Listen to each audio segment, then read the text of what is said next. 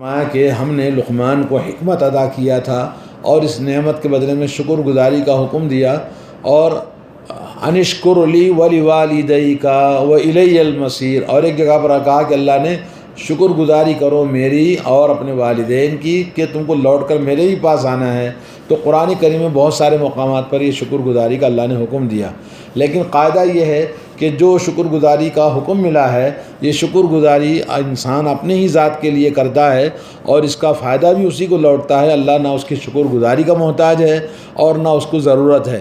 البتہ یہ کہ جو آدمی شکر گزاری نہیں کرتا، اللہ کی نعمتوں پر نافرمانی کرتا ہے، تو اللہ رب العالمین کو کوئی نقصان نہیں بلکہ اس کا نقصان اسی کو ہونے والا ہے۔ تو اس لیے آدمی کو چاہیے کہ ہمیشہ اللہ کی نعمتوں کی شکر گزاری کرے۔ کیسے کریں گے شکر گزاری؟ شکر گزاری کرنے کا مطلب یہ ہے کہ آدمی اللہ کی عبادت کو زیادہ کرے، اللہ کی عبادت کو زیادہ کرے۔ جب کوئی نعمت اس کو ملتی ہے، جیسے اللہ کے نبی صلی اللہ علیہ وسلم رات بھر کر کیا کرتے تھے؟ نماز پڑھتے تھے، تو اتنا پڑھتے کہ بھئی پیروں میں ورم آ جاتا۔ حضرت عائشہ نے بولا کہ آپ اتنی کیوں محنت کرتے ہو؟ تو اللہ کی نعمتیں مجھ پر بہت زیادہ ہیں، افلا اکون عبدا شکورا، کیا میں اللہ کا شکر گزار بندہ نہ بنوں؟ تو اس طرح سے شکر گزاری کا ایک طریقہ یہ ہے کہ آدمی کثرت سے اللہ کی عبادت کرے، اور دوسرا ہے کہ اللہ رب العالمین کا ذکر کثرت سے کرے، استغفار کثرت سے کرے، اور قرآن کی تلاوت سب سے بڑی چیز ہے جو اللہ تعالیٰ کی شکر گزاری کرنے کے لیے۔ تو ہم جتنی بھی نیکیاں کر سکتے ہیں اس کے علاوہ، صدقہ ہے، خیرات ہے، بھلائی ہے، انسانوں کے ساتھ میں بھلائیاں کرنا، زبان سے، اپنے مال سے، اپنی اخلاق سے، ہر اعتبار سے ہم لوگوں کے ساتھ حسن سلوک کرنا، یہ سب شکر گزاری کے اندر داخل ہے۔ اب سوال یہ ہے کہ یہاں پر کیا حضرت لقمان علیہ السلام اللہ کے نبی تھے یا نہیں تھے؟ سوال، اس کے جواب میں بہت سارے باتیں آپ کے سامنے لکھی ہوئی ہیں، آپ دیکھیں۔ اس میں اسلاف کا شروع سے اختلاف رہا ہے کہ آپ نبی تھے یا نہیں تھے، تو حقیقت یہ ہے کہ سب کا اس بات کا اتفاق ہے کہ آپ پیغمبر نہیں تھے، نبی نہیں تھے، بلکہ پرہیزگار اللہ کے نیک ولی تھے، اللہ کے پیارے بزرگ اور نیک بندے تھے۔ حضرت ابن عباس رضی اللہ تعالی عنہما سے مروی ہے کہ آپ عام حبشی غلام تھے اور کارپینٹر تھے آپ اور حضرت جابر رضی اللہ تعالیٰ عنہ سے جب سوال ہوا تو آپ نے فرمایا کہ حضرت لقمان پستہ قد، اونچی ناک والے، موٹے ہونٹ والے نوبی تھے۔ نوبہ جہاں کے وہ رہتے تھے وہاں کے جگہ کا نسبت ہے۔ حضرت سعید بن جبیر رحمۃ اللہ علیہ نے فرمایا آپ مصر کے رہنے والے حبشی تھے، آپ کو اللہ تعالیٰ نے حکمت عطا فرمائی تھی لیکن نبوت آپ کو نہیں ملی تھی۔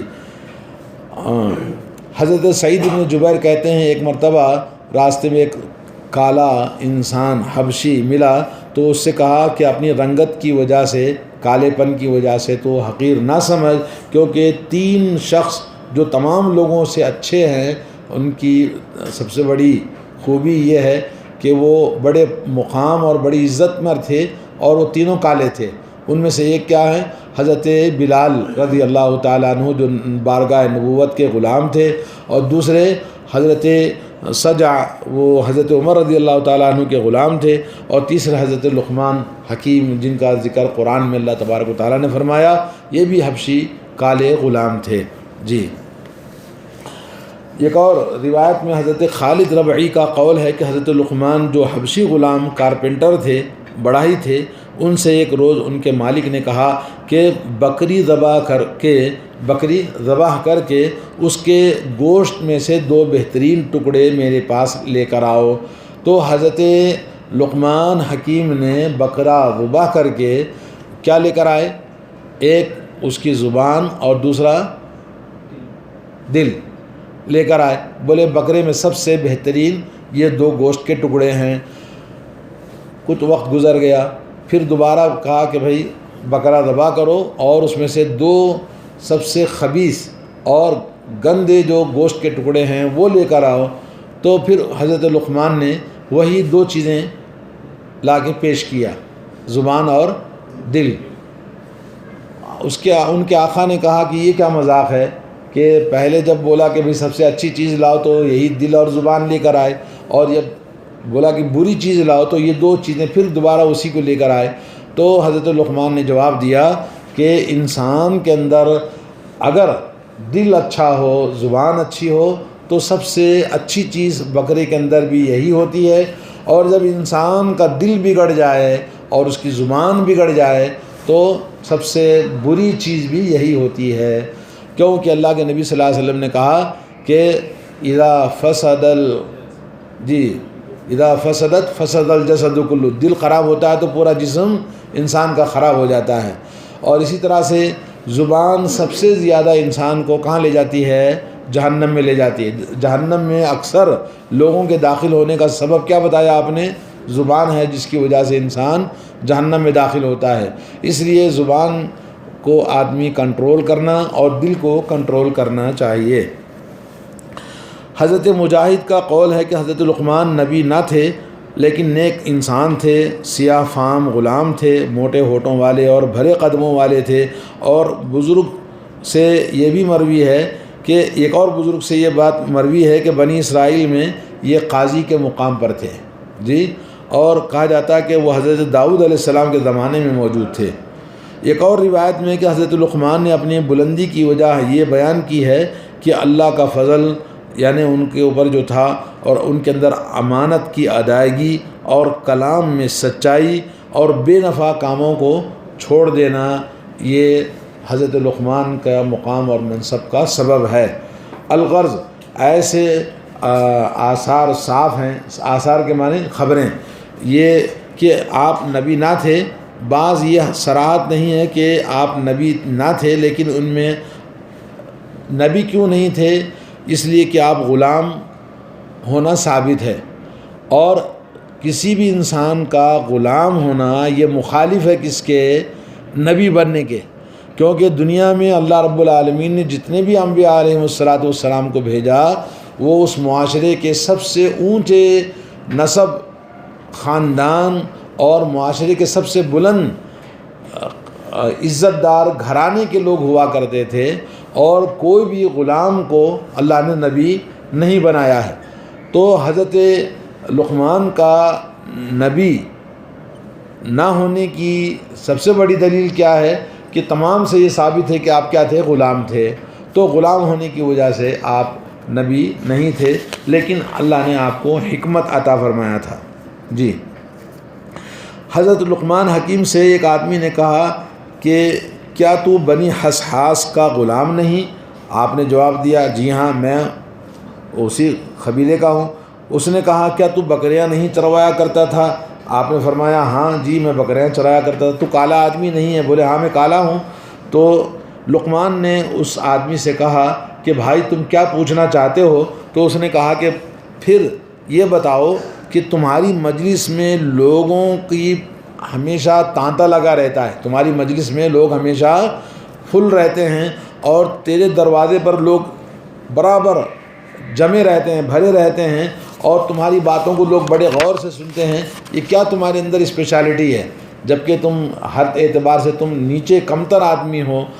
تو آپ نے جواب دیا بھائی سنو، جو باتیں میں تمہیں کہتا ہوں ان پر عمل کر لو تو تم بھی مجھ جیسے ہو جاؤ گے۔ تو کیا باتیں بتائی؟ آنکھیں حرام چیزوں سے بند کر لو، نمبر 1، زبان بیہودہ باتوں سے روک لو، نمبر 2، مال حلال کھایا کرو، نمبر 3، نمبر 4، اپنی شرمگاہ کی حفاظت کرو، نمبر 5، زبان سے سچ بات بولا کرو، وعدہ پورا کیا کرو، نمبر 6، مہمان کی عزت کیا کرو، نمبر 7، پڑوسی کا خیال رکھو، نمبر 8، بے فائدہ کاموں کو چھوڑ دیا کرو۔ بس انہی کاموں کی وجہ سے میں نے بزرگی پائی ہے۔ یہ باتیں سب اسلام کے اندر، اخلاق کے اندر، ہمارے پاس بھی تعلیمات کے اندر موجود ہیں، جو نبی کریم صلی اللہ علیہ وسلم نے ہمیں حکم دیا ہے۔ حضرت ابو الدرداء رضی اللہ تعالیٰ عنہ فرماتے ہیں کہ لقمان حکیم کسی بڑے گھرانے کے امیر اور بہت زیادہ کنبے قبیلے والے نہ تھے، ہاں ان میں بہت سی بھلی عادتیں تھیں۔ وہ خوش اخلاق انسان تھے، خاموش غور فکر کرنے والے، گہری نظر والے، دن کو نہ سونے والے یعنی محنتی آدمی تھے۔ لوگوں کے سامنے تھوکنا، نہ پیشاب پاخانہ کرنا، غسل کرنا، ایسی چیزیں لوگوں کے سامنے نہیں کیا کرتے تھے جی۔ اور بیکار باتیں لغو کام سے دور رہتے تھے، ہنستے کم تھے، جو کلام کرتے تھے حکمت سے خالی نہ ہوتا تھا۔ جس وقت ان کی اولاد فوت ہوئی یہ بالکل نہیں روئے جی، اور بادشاہوں امیروں کے پاس اس لیے جاتے تھے کہ تاکہ غور و فکر کرے، عبرت اور نصیحت حاصل کرے۔ اسی وجہ سے اللہ تعالیٰ نے ان کے اندر بہت ساری خوبیاں عطا فرمائی اور بزرگی عطا فرمائی۔ ایک اور روایت میں حضرت قتادہ سے ایک عجیب و غریب اثر مذکور ہے کہ اللہ تبارک و تعالیٰ نے ان کو اختیار دیا تھا کہ آپ چاہے تو نبوت کو اختیار کر لو یا حکمت کو اختیار کر لو، تو انہوں نے کس کو اختیار کر لیا؟ حکمت کو اختیار کر لیا، نبوت کو اختیار نہیں کیا۔ لوگوں نے کہا بھی آپ نے نبوت کیوں نہیں چنا؟ کہا کہ اللہ تعالیٰ اگر مجھے ڈائریکٹ نبی بنا دیتا تو ممکن ہے میں اس کو لے لیتا، لیکن اللہ رب العالمین نے جب اختیار دیا تو میں نے کس کو اختیار کیا؟ حکمت کو اپنایا، اس لیے کہ نبوت کی ذمہ داری بڑی زیادہ ہوتی ہے، ممکن ہے میں سنبھال نہ پاؤں، تو میں نے حکمت کو اپنا لیا۔ اس طرح سے جواب دیا۔ لیکن اس روایت کو ایک آدمی اس کے اندر سعید بن بشیر ہے جو ضعیف ہے، اس لیے یہ روایت ضعیف ہے۔ تو یہ اس آیت میں اللہ تبارک و تعالیٰ نے کیا کہا؟ وَلَقَدْ آتَيْنَا لُقْمَانَ الْحِكْمَةَ، ہم نے لقمان کو حکمت عطا کی تھی۔ قرآن میں دوسرے مقام پر یہ اللہ نے کہا سورہ آل عمران میں وَمَن يُؤْتِ الْحِكْمَةَ فَقَدْ أُوتِيَ خَيْرًا كَثِيرًا، جس کو حکمت عطا کی گئی ہے فقط اوتیہ خیرًا کثیرا، تو اس کو بہت زیادہ بھلائی عطا کی گئی ہے۔ وہ کیا ہے؟ حکمت، علم۔ تو یہاں حضرت قتادہ کہتے ہیں اس کی تفسیر میں یہاں حکمت سے مراد اسلام کی سمجھ ہے۔ حضرت لقمان نبی نہ تھے، نہ ان پر وحی آئی تھی، بس سمجھ، علم اور عبرت اللہ نے ان کو عطا فرمایا تھا۔ اللہ نے فرمایا کہ ہم نے انہیں شکر بجا لانے کا حکم فرمایا تھا، میں نے تجھے علم، عقل دی ہے اور دوسروں پر جو بزرگی عطا فرمائی ہے اس پر میری شکر گزاری کر۔ شکر گزار کچھ مجھ پر احسان نہیں کرتا ہے بلکہ وہ اپنا ہی بھلا کرتا ہے، جیسے اور آیت میں موجود ہے من عمل صالحا فلانفسہم یمہدون، نیکی والے اپنی ہی لیے بھلائی کا توشہ تیار کرتے ہیں۔ یعنی جو نیکی آدمی کرتا ہے وہ نیکی کس کے لیے کر رہا ہے؟ اپنے لیے کر رہا ہے۔ یہاں فرمان ہے، حکم ہے کہ اگر کوئی ناشکری کرے تو اللہ اس کی ناشکری سے کوئی نقصان نہیں پہنچتا، وہ اپنے بندوں سے بے پرواہ ہے، سب کے سب اس کے محتاج ہیں، وہ سب سے زیادہ بے نیاز ہے۔ ساری زمین والے بھی اگر کافر ہو جائیں تو اس کا کچھ بھی نہیں بگاڑ سکتے، وہ سب سے بے نیاز اور غنی ہے، اس کے سوا کوئی معبود نہیں، ہم اس کے سوا کسی اور کی عبادت نہیں کرتے۔ تو یہ حضرت لقمان علیہ السلام کی ابتدائی پہلی آیت ہے۔ اور حضرت لقمان حکیم، ان کی حکمت کی باتیں اس کے بعد آگے ہمارے پاس آنے والی ہیں، تقریباً 10 آیتیں موجود ہیں، انشاءاللہ ہم پڑھیں گے۔ اس میں بڑی حکمت کی باتیں اور علم کی باتیں اور شریعت کے بڑے احکام اس کے اندر اللہ نے بیان کیے ہیں، آپ انشاءاللہ اگلے ہفتے سنیں گے۔ اللہ تعالی ہم سب کو اللہ رب العالمین کے ایسے ہی نیک سارے بندوں میں شامل فرمائے، اور ہر طرح کی برائیاں جیسا کہ حضرت لقمان نے ذکر کی ہیں ان سے بچنا چاہیے۔ اللہ تعالی ہم سب کو بچائے۔ جی، تو یہ تھی بات حضرت لقمان علیہ السلام کے بارے